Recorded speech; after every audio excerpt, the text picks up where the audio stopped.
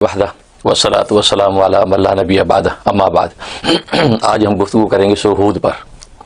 سورہ ہود یہ مکی صورت ہے جی، اور 123 اس کی آیات ہیں۔ اچھا، اور ظاہر ہے کہ جیسے ہم سورہ فاتحہ سے سلسلہ ہمارا جاری ہے، جی، سورہ فاتحہ میں اللہ تبارک و تعالیٰ نے اہدنا الصراط المستقیم کی دعا کروا کے جی، گویا کہ ہدایت مانگنے کا حکم دیا تھا، اور ہدایت اللہ کے ہاں سب سے بڑی ایک قیمتی چیز ہے جو بندے کو حاصل ہونی چاہیے۔ جب ہدایت مانگی تو اللہ تبارک و تعالیٰ نے ہدایت کی منزلیں اس کے لیے کھولیں اور اس کو حیوانیت سے انسانیت کے مرتبے پر فائز کیا تاکہ اس کو ہدایت ملے۔ تو سورہ بقرہ آ گئی، سورہ بقرہ نے یہ انسانیت کے مرتبے پہ اس کو فائز کر دیا، اور جب انسانیت کے مرتبے پہ فائز ہوا تو انسان کے اندر نفس اور نفسانیت ہے، تو سورہ آل عمران آ گئی کہ اس نفسانیت سے اس کو نکال کے معرفت الہیہ پر فائز کر دیا، کیونکہ معرفت الہیہ پر جب تک فائز نہیں ہوگا تو چیزوں کے حقائق اس پر کھلیں گے نہیں، وہ ایک جانور کی طرح زندگی گزارے گا، وہ کوئی زندگی نہیں ہے۔ تو معرفت الہیہ جب اس کو ملی ہے، اب اس کو پتہ چل گیا کہ زندگی کے طور طریقے، معاشرت ہے کیا چیز، انسان کے اندر میں کیا قدر و قیمت ہونی چاہیے۔ تو سورہ نساء آ گئی اور معاشرت کا حکم ہو گیا، اپنے بیوی بچے فیملی بناؤ، مل جل کے رہو، کیونکہ اب نفس کی تہذیب ہو چکی ہے، نفس مہذب ہو چکا ہے، اب ایک دوسرے کے حق کو پہچانے گا۔ تو سورہ نساء آ گئی۔ اب سورہ نساء میں جب معاشرت طے ہوئی، گھر بار بنا، تو کھانے پینے کی ضرورت پیش آئی، تو گھر میں دسترخوان لگے کھانے کے لیے، تو سورۃ مائدہ آ گئی، اور مائدہ دسترخوان کو کہتے ہیں۔ اب کھانے بیٹھے تو سوال اٹھا کہ کیا حلال ہے کیا حرام ہے، کیا نہ کھائیں۔ یہاں انسان شتر بیر مہار نہیں ہے جہاں چاہے منہ مار دے، تو کہہ دیا بھی یہ جانور حلال ہے، یہ حرام ہے، یہ کھا سکتے ہو یہ نہیں کھا سکتے۔ لہٰذا اس احتیاط کے ساتھ اس نے کھایا اور اپنی جو ہے پیٹ کی ضرورت پوری کی۔ جب ضرورت پوری ہو گئی تو کہا کہ ضرورت تو پوری کی کر لی، اب فضیلت کا کام کرو۔ تو سورۃ اعراف آ گئی، اور فضیلت کا کام یہ ہے کہ جس نے یہ کھانا عطا کیا اس کا شکر بجا لاؤ، اس کا پیغام لوگوں تک پہنچاؤ، کہ دعوت تبلیغ کا حکم ہو گیا۔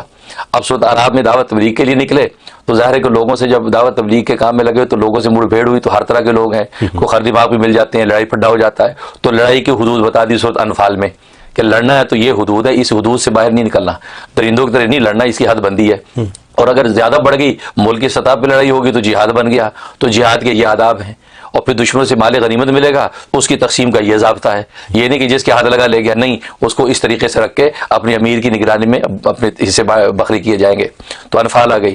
اب انسان جب کسی کام میں لگا ہوا ہوتا ہے تو اپنا محاسبہ نہیں کر سکتا۔ اب جب لڑائی میں لگا ہوا ہے تو محاسبہ نہیں کر سکتا، لڑائی کے بعد سوچتا ہے کہ یار میں نے یہ بات غلط کر دی، میں نے یہ ظلم کر دیا، یہ زیادتی کر دی، مجھے یہ کرنا چاہیے تھا، تو بعد میں خیال آتا ہے۔ تو کتنی کوتاہیاں جب سامنے آئی تو دل بے چین ہو گیا کہ اوہو یار میں نے اس پر زیادتی کر دی، زیادہ اس کو میں نے مار دیا، یا میں نے یہ بات کا جواب نہیں دیا۔ تو اس کو جب یہ گھٹن محسوس ہوئی تو کہا گھبراؤ نہیں، سورۃ توبہ آ رہی ہے، اب توبہ کر لیں، توبہ کر لیں، دل ہلکا ہو جائے گا۔ اب اللہ کے سامنے رویا، توبہ کی کہ یا اللہ تیرے حق ٹوٹے اس کی معافی چاہتا ہوں، تیرے بندوں کے حق میں زیادتی ہوگی میں توبہ کرتا ہوں، تو اللہ نے معاف کر دیا۔ جب معاف کر دیا تو اللہ سے ایک محبت انس پیدا ہو گئی کہ کیسا کریم ذات ہے کہ ہماری کوتاہی اس نے معاف بھی کر دی۔ تو اس سے جب انس پیدا ہوئی تو سورہ یونس آ گئی، تو یونس نے وہ انس عطا کر دی۔ اب جب اللہ سے مانوس ہو گیا اور انس پیدا ہو گئی تو مانوسیت کا تقاضا یہ ہے کہ جب اللہ کی آغوش میں چلے گئے تو کسی اور طرف نگاہ نہ کرے، بس پھر اللہ ہی کو دیکھے اور اللہ ہی پر قربان ہو۔ لیکن یہ کہ اگر اس نے کسی دوسرے طرف دیکھا تو یہ گویا کہ شرک ہو گیا کہ آغوش خدا کی ہے، دیکھتا دوسرے کو ہے۔ تو سورہ ہود آ گئی کہ شرک نہیں کرنا، تم نے شرک سے روک دیا، کہ جس ذات سے تمہیں مانوسیت ہوئی ہے اب اسی ذات کی آغوش میں تو اسی کے چہرے کو دیکھو، اسی کے احکام کو دیکھو، اب شرک نہیں کرو۔ ہود کا مطلب شرک ہوا؟ نہیں، ہود تو پیغمبر کے نام پہ ہے، لیکن ہود میں شرک کی نفی کر دی تاکہ وہ جس ذات سے مانوس ہے اسی کے احکام کو سنے۔ اور پھر یہ ہے کہ پھر جس ذات سے آپ مانوس ہو گئے تو اسی کی ذات و صفات میں آپ محو ہو جائیں، اسی پر غور کریں۔ جیسے ایک دنیا کا عاشق اپنے معشوق کے بارے میں سوچتا ہے، کسی اور کا سوچتا نہیں ہے، تو سورہ ہود میں یہ سبق دے دیا کہ جس ذات سے تم مانوس ہو گے اب اسی ذات و صفات ہی کو دیکھو۔ لہٰذا اللہ نے سورہ ہود میں اپنی ذات و صفات کی تفسیر بھی بیان کی، بلکہ ان لوگوں کا حال بھی بیان کیا کہ جو اللہ کی آغوش میں جا کے غیر اللہ کو دیکھتے ہیں، یعنی شرک میں مبتلا ہوتے ہیں، تو گویا کہ اللہ کو ایسے نافرمان پسند نہیں ہے، تو ان پر اللہ نے عذاب توڑا۔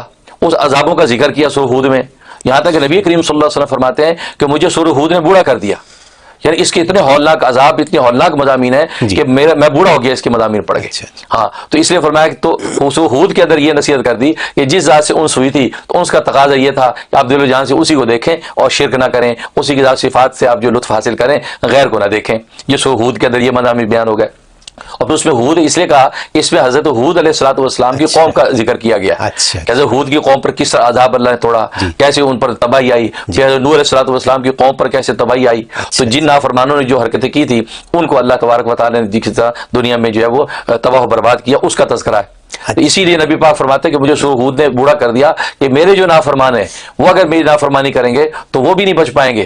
تو مجھے یہ صدمہ کھایا جاتا ہے کہ کاش یہ جو ہے وہ اسلام میں داخل ہو جائیں، اپنے مالک کو پہچان لیں۔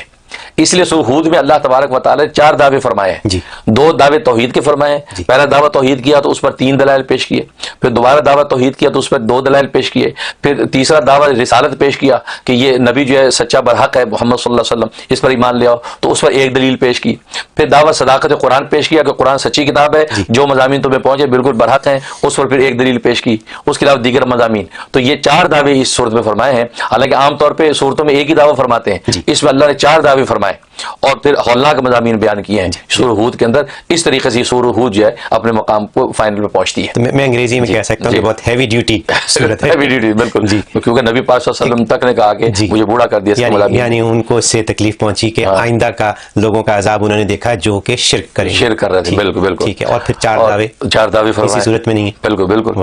تو اور جہاں تک اس کے فضائل فوائد کا تعلق ہے تو عام طور پہ جو ہے وہ بس اوقات انسان کسی ایسے دشمن کی اس میں نرغے میں پھنس جاتا ہے کہ چھٹکارے کی شکل نظر نہیں آتی.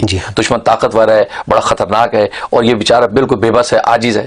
اس وقت یہ سورہ ہود بڑا کام کرتی ہے کہ اگر ایک مرتبہ سورہ ہود پڑھ کے اس سمت کی طرف جس سمت پہ دشمن رہتا ہے اس کی طرف 3 دفعہ پھونک دیا کرے اور کھلے آسمان کے ہاتھ اٹھا کے اللہ سے دعا کر لیا کرے, تو 41 دن اگر پابندی سے کر لے تو اللہ تبارک و تعالیٰ موذی دشمن سے نجات دے دیتے. یہ اس کی بہت بڑی فضیلت ہے. اور دوسرا یہ ہے کہ اگر جو بہت بڑی کوئی ایسی مشکل آ گئی کہ جس کی چھٹکارے کی شکل ہی نہیں ہے اور انسان ہر طرف سے پھنس گیا ہے, تو 13 مرتبہ کا اس کا ختم کریں. اکیلا پڑھ لے یا چند لوگ مل کے 13 مرتبہ کا اس کا ختم کر کے دعا کر لیں تو ایک ہی دن میں اللہ کام کر دیتے ہیں اور اس مصیبت سے چھٹکارا ہو جاتا ہے. اور تیسرا بڑا زبردست فائدہ ہے کہ یہاں کی دنیا میں عام طور پر بچے دین سے مذہب سے بے بہرا ہو رہے ہیں اور وہ کہتے ہیں نہیں ہمیں نہ نماز پڑھنی ہے روزہ کھانا ہے, آخر باخر کچھ نہیں ہوتی.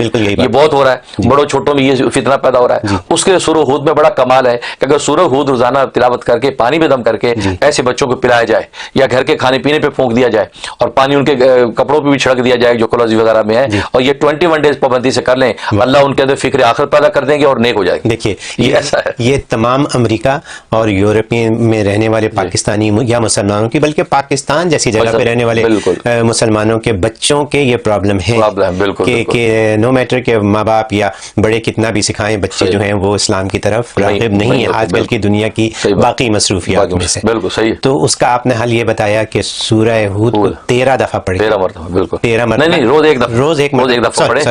روز ایک مرتبہ اور 21 دن تک کریں. پانی ان کو پلائیں, گھر میں چھڑکیں, بلکہ ہو سکے تو روز کر کے کریں, کیونکہ آج نئے فتنے بڑے چھوٹے سب کے اندر پیدا ہو رہے ہیں اور غفلت آخرت سے پیدا ہو رہی ہے. تو یہ سورج بڑی زبردست اکسیر ہے کہ انسان کے اندر فکر آخرت پیدا ہو جاتا ہے اور گناہوں کا خوف پیدا ہو جاتا ہے. یہ ہمارے جو اتنے کالرز کال کرتے ہیں اور پوچھتے ہیں کہ ہمارے بچے جو ہیں وہ غلط راستے پہ جا رہے ہیں, تو ان کے لیے آپ نے حل بتا دیا ان کے سوال سے پہلے. زبردست حل, بہت زبردست. اور دوسرا یہ کہ خواب میں اس کی تعبیر, اگر خواب میں کسی نے اس کو پڑھا یا سنا تو حضرت عمر فاروق رضی اللہ تعالیٰ فرماتے ہیں کہ اس کا مطلب اس کے دشمن بہت ہوں گے, اس کے دشمن بہت ہوں گے, لیکن کوئی اس کا نہیں بگاڑ سکے گا اور یہ ہر طرح دشمنوں سے محفوظ رہے گا.